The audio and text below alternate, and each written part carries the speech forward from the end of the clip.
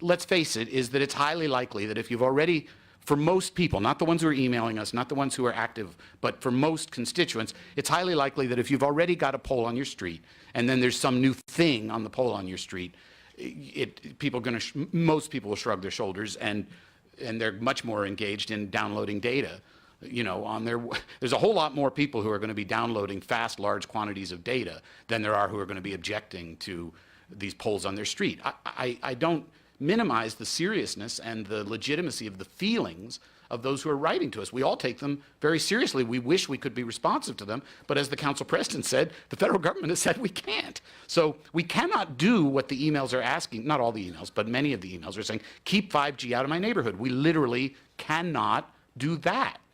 And therefore, I do think that most of these amendments, everything's well-meaning, we're all motivated by good intent, but they're not going to satisfy the loudest voices here, because the only thing that would satisfy the loudest voices here would be no 5G. Here's one of those small cells that the town of Huntington allowed Crown Castle to put up all over our town on behalf of Verizon. Down at the bottom, there's the equipment in that brown metal box. And this pole is right here on the corner in front of someone's home. And here's the acoustometer. The acoustometer is a way to measure radio frequency microwave radiation. We're turning it on, and look at that radiation. It's in the red, and it's high. And I want everyone to know, earlier today I was next to a macro tower, one of those really big cell towers, and on the ground I turned this on, and the radiation was less. These small cells, they're emitting on the ground the same amount of radiation, or more. I mean, this is higher than those big macro towers. We've got to do something. Talk to your representatives. Talk to everyone you know. We've got to stop this. These do not belong near our homes.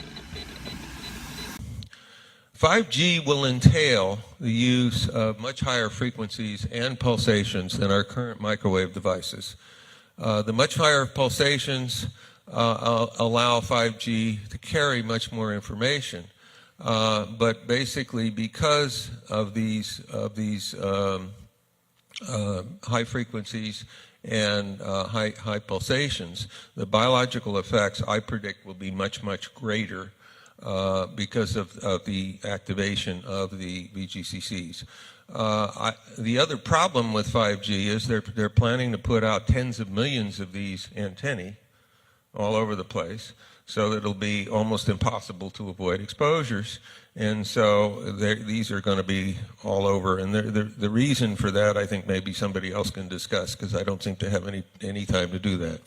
So let me just say the current plan, which has already been approved by the U.S. Congress and the FCC, is to put out tens of millions of these 5G antennae, irradiating every single person and every other organism in the whole country without even a single biological safety test of genuine 5G radiation.